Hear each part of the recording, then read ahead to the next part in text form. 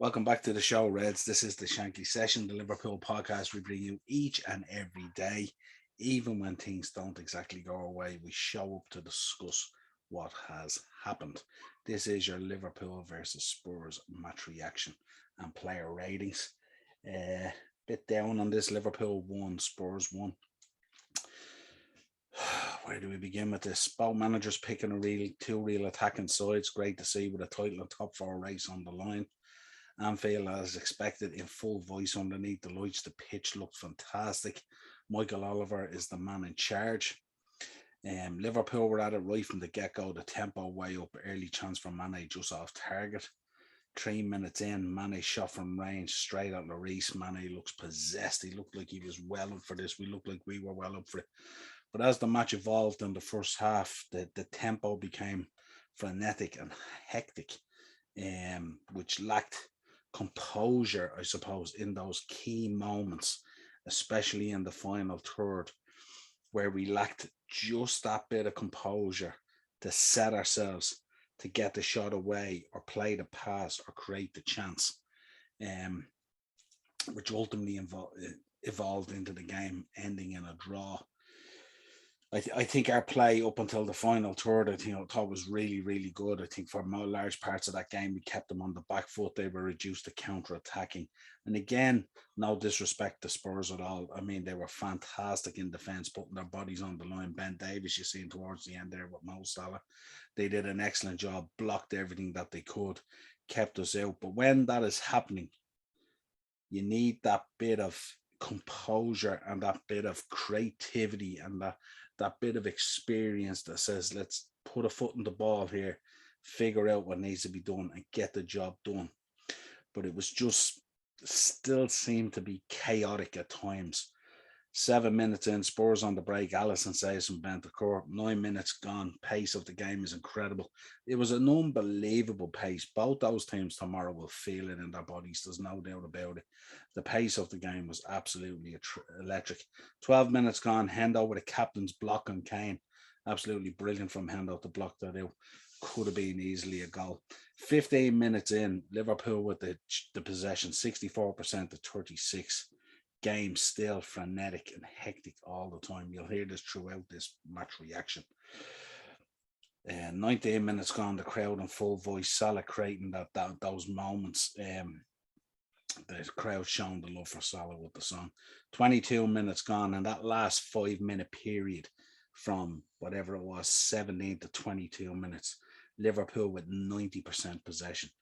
And that's what I often fear at times when I talk on these shows about complacency, and about, just that bit of courage to I wouldn't say calm things down, but control things a little bit better and have more nous and awareness about what you're trying to build up rather than gun ho. 23 minutes, corner swung in, free header for Van Dijk, unlucky, trying to put the header back into the far corner. I always felt there was a goal coming, but unfortunately it didn't. 26 minutes, Trent take a bow, son. His cover play is quality tonight. He was constantly covering the ground that he covered tonight was sensational in terms of he was covering left and right. When Robbo pushed forward, he was tracking back in, and for Robbo and everything. He covered unbelievable ground tonight, Trent. Luis Diaz picks up the ball, 34 minutes, and runs at full run at the Spurs defense. Gets a shot away, but unlucky with the shot. But unbelievable when you see Luis Diaz in full flow with the ball, dropping the shoulder and going around players and stuff like that. It's an unbelievable sight to behold. 35 minutes, Michael Oliver, he's letting the tackle slide a lot, not really producing the cards and letting the lot go, which is kind of something that's been with referees this season a little bit, and something that I'm not upset about at all. I'd like the game to be a little bit physical. 38 minutes, corner swung in by Trent again. Van Dijk with a header this time again, off the top of the bar, unlucky again. We were now pinning Spurs back in at this stage. 39 minutes, free kick, Liverpool in range, shot block Trent, and then blocked again by Thiago. And this is what I was talking about, that Spurs defence. 2 banks of 5, doing an absolutely brilliant job, blocking absolutely everything. Stadium in full voice on their feet. Liverpool laying siege the Spurs towards the end of this half. 42 minutes. Hallberg with a chance just outside the box. Hits the post. Alisson diving to his right. I think it was to his right anyway. Yeah, to his right. Ball hits the post and goes out. Unlucky from the midfielder. Ref blows the whistle for half time, 0-0. Liverpool dominant enough for Spurs had their chances. But Liverpool need to up their cleverness in possession. Plenty of endeavour, but nothing really to show for it yet.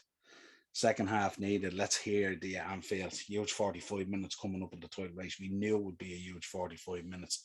And we knew that this was going to be a tight game. And we knew, like, Spurs having that top 4 position on the line as well. There was so much on the line. This is the last kind of fixture that we really needed at this time in the season. But yeah, we get underway second half. I said it would offer up a few goals. I didn't think we'd be splitting the difference. Liverpool pinning Spurs back in again, creating half chances, but need to be more clinical. Salah was he was a tad complacent in possession today, I thought. And I just find with Salah, he's missing this. I've said it for a few match reactions now. He's just missing this crispiness that he has. You see him when he broke into the box that time and he shuffled across twice. And Ben Davies gets the block in. And no disrespect to Ben Davies, but Salah should have the speed there to get that shot away. But unfortunately not tonight. And Ben Davies did a fantastic job on just that one example, 59 minutes free kick to Liverpool. Sorry, where am I going? 51 minutes tackle flying in from Spurs. Spurs are tackles flying in now. Spurs looking for a bit of protection off the ref, complaining to the ref about some of the tackles going in. 53 minutes, Ben Davies carried, he pulled Salah to the ground. Salah gave him a tough time all night, but he dealt with Salah well. Did a great job on him and stuff like that. But just Salah, he just seemed, there's always just with him lately, it's just this extra touch all the time. It's like there's a kind of it's hard to believe and hard to say, like a lack of confidence or something in him at a certain level or something, you know what I mean? I mean, we know how brilliant a footballer he is. 56 minutes breakaway goal for Spurs. No one challenges Kane. I seen Kane running with the ball and I just thought, who's the player who should be out there? At least Fabinho and then Van Dijk or whoever, or Konate. And I was thinking, he just sailed into the box under no challenge at all. No one out to press him. No one out to force the pass or try and block it or whatever. Ball breaks to it was just like, I couldn't believe the space that he got, you know what I mean? It was just unbelievable. Ball breaks out to the left and then the ball's put in, and Son, I think it was Son, was it? I can't remember now. I'm so fucking pissed off.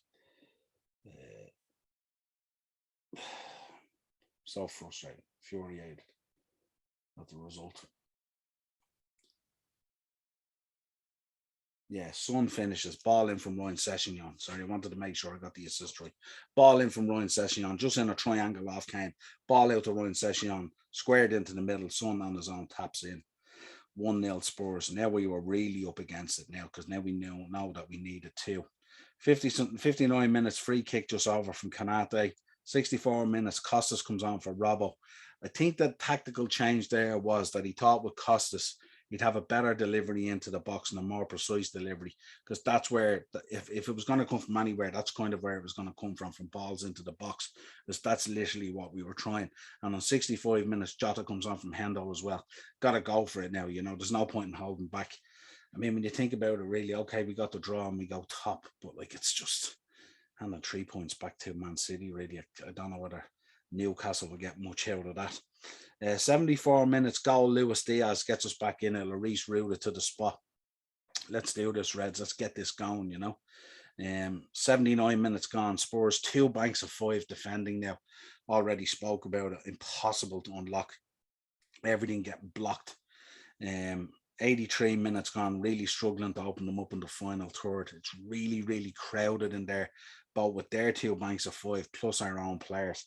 And in typical Conte fashion, you know what I mean? Has the guys well organised, well structured, frustrating the hell out of us, 84 minutes, Winks comes on for Kulusevski. And 87 minutes, Spurs deploying the Conte, a bit of time wasting tactics there, going down with fouls, taking their time and all that. And that's fine. I mean, if you look from Spurs' point of view, a point for them today would have been fine. A point for us today doesn't really do much for us. So yeah, just a bit disappointing. But they know what they needed, 87 minutes, 88 minutes, Fabinho off, Keita on, trying to shuffle the pack there in midfield didn't really make a huge amount of difference. Putting Keita on for the last 7 minutes. He's one of those boys that takes time to come into a game. 89 minutes, ball in from Thiago, Trent back stick, unlucky, just didn't read it. It was a fabulous ball in from Thiago. He couldn't believe that Trent hadn't made the move to get onto it. I think obviously Trent, he just didn't see it or whatever it was. And Thiago was in shock. He couldn't believe that Trent hadn't made that move to bury that ball. It was a fabulous ball in. They signaled for 5 minutes of injury time. No joy, really, in those last 5 minutes. It was just huff and puff, really. Finished 1-0. Spurs get the point that they wanted to go away from Anfield from. We get a point and we go top on goal difference. Man City have Newcastle tomorrow. I fully expect them now to be buoyed by that result. I was hoping to win that we'd be 2 points ahead, and that the disappointment of their exit in the Champions League during the week, plus us going top with 2 points ahead, was going to be enough to maybe trigger a slip up from them, maybe a draw or something like that. But again, we're down to 3 games now. Of the 3 games, what could you see them really doing? West Ham, maybe. Aston Villa, maybe. I just feel so deflated now. It's just an absolute sickener, you know what I mean? I just wanted to keep it going, you know what I mean? Even if we lost the league by a point, run out and win all our games and test them all the way in, but we've thrown the advantage back at them to the point now where not only do they need to get a draw, we only needed them to get a draw if we kept on winning, but now they need to actually get a loss. And I don't really see Man City losing any of their final games, really. I just can't see it, and I think we'll just fall short. And look, we spoke about the quadruple. We pushed it as far as any team ever did. We should be so proud of our team this season. They've given us unbelievable moments, reaching 3 finals. We've got a Champions League final to look forward to. We've got a FA Cup final next weekend to look forward to. We've got so much good stuff going on. Diaz has come in, absolutely fantastic. I'm sure more signings will come in. Most of the boys have all had a brilliant season. Most of them have been injury free. They've come up in clutch moments when we wanted them to. But, as most people say, the quadruple, it's just that step sometimes. It's that step too far. That's why no one has ever done it. It's never been done in the history of the league. And that's why I just think it's disappointing. Look, and it's not over. It's still going. And it'll go right to the end, and we'll push them right to the end. But I just don't see where the loss is going to come from. I just don't see it. As down as City will be about the Champions League, they'll come out tomorrow buoyed by that result. They'll probably put Newcastle to the sword. I mean, the sickening thing tomorrow will be is imagine they go out and they draw with Newcastle tomorrow. How sick will we be then? You know what I mean? And it's just those times. And this was an opportunity. We were playing first, so we had an opportunity to lay down a marker like we've done all season. But just tonight we fell short. And that's no disrespect to Spurs. Spurs are a good side, and Conte's a fabulous coach. So hats off to them as well. But look, we'll go again. I think it's Tuesday night we play Villa. We'll go again, and we'll be back with a preview for that as well. And we'll keep this season going. We'll keep on pushing. We'll keep on fighting. 2 fabulous finals coming up. But yeah, just a little bit deflated tonight. Let's get into these player ratings. Tough one to do with these player ratings, especially when you come off the back of a match like that. You're kind of emotional, you know what I mean? You're just kind of, somewhat fed up. And it's hard to know where to begin, even with the ratings.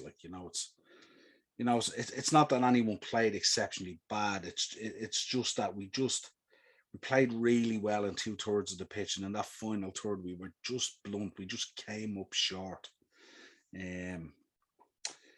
But let's get into these player ratings. I mean, the big winners tonight now are Arsenal, really, and Man City, aren't they, when you think about it? So Alisson, I gave a 6 to. 6 being the average rating. Didn't do anything really wrong. Just did what's expected of him. Trent, I gave a 7 to. I thought he was decent. I thought his balls on his play, his passing could have been a little bit more accurate. He could have been more, there could be a bit more intent and purpose to him picking players out and stuff with his ball and stuff like that. But in terms of endeavour and work rate and a bit of tracking back and defending tonight, he was really, really good. Robinson, I gave a 7 to. Thought Robbo does what he does and put in a real shift, but started to get a little bit tired. And I mean, that's not unusual. I mean, the guy has been putting in shift after shift twice and sometimes 3 times a week. So 7 for Robbo. Konate, I gave a 6 to. Again, not a whole lot wrong, but maybe could have produced more in that final third with the amount of balls we put in the box. For a guy of his size and a guy of Van Dijk's size, I say it time and time again, we should be producing more off corners and certainly off set pieces going into the box. Two guys are two absolute giants. Van Dijk, I gave a 7 to. Reasonably comfortable all night, but I'm just so pissed off that neither of those boys picked up the movement of Kane coming into the box with the ball. And Fabinho, I just thought, Jesus Christ, close the guy down. You know how dangerous he is, Actually surprised when Kane arrived into the box with the ball, how far he carried it. And when he went in there, I was surprised he didn't pull the trigger himself, that he actually laid the pass off for Session Young to square it to Son. So I was quite shocked at that. I thought he would have pulled the trigger himself. Hendo, we gave a 7 to. Worked really, really hard all night. But again, it was kind of endeavour without final result, really. You know what I mean? Tried and tried and tried. Took a few shots that were blocked. Just could not find a way through. Fabinho gave a 6 to. Again, average score 6. Just put in a shift what he normally does. Thiago, he gave a 7 to. Was moving the ball around, trying to move the ball quickly. So unlucky for that final ball he put in the box there for Trent. He was so shocked when you go back and you look at his face on camera. He was absolutely shocked that Trent didn't get on the end of that ball. It was an absolutely fantastic pass. Trent just didn't make the move and read it in time. So unlucky. Salah, I gave a 7 to. Again, average score of 7. Could have probably given him a 6. Just moved and tried. At times tortured Ben Davies down that end. Especially in the first half, had the measure of Ben Davies all the time. But just in terms of creativity, in terms of the speed at which he's moving at, like it's normally faster and crisper. I just think over the last few weeks with Salah, I just think it's been a little bit. It's like as if the season is catching up on him a bit. That's how I would describe it. Mane, I gave a 6 to. Expected a little bit more from Mane in that central role, but I suppose the way Spurs packed out the defence, there was nowhere to move in there with 2 banks of 5 at times. So maybe we could have done something a little bit different. And he was unlucky as well with a couple of chances. Diaz, I gave an 8 to. He's just a ball of energy. He just brings something special all the time. There's going to be that moment in a match where he does his thing, and he came up with the goal. And what a signing he's proven to be. And yeah, subs. Costas, I gave a 5 to.